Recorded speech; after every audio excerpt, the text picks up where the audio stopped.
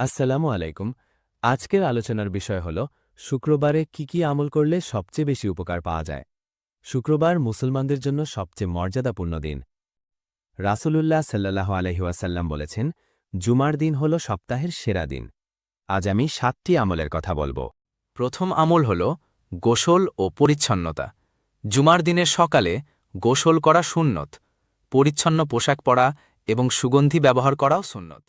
রাসূলুল্লাহ সাল্লাল্লাহু আলাইহি ওয়াসাল্লাম বলেছেন, যে ব্যক্তি জুম্মার দিন গোসল করবে, তারপর মসজিদে যাবে, সে নামাজ পড়বে, খুতবা শুনবে, তার এক জুম্মা থেকে অন্য জুমা পর্যন্ত গুনাহ মাফ করা হবে। বুখারী মুসলিম। 2 নম্বর আমল হল জুমার নামাজ। শুক্রবারের সবচেয়ে গুরুত্বপূর্ণ আমল হল জুমার নামাজ।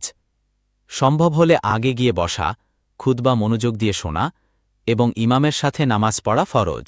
3 নম্বর আমল হল সূরা কাহাফ তিলাওয়াত। জুমার দিনে সূরা কাহাফ পড়ার ফজিলত অনেক বড়।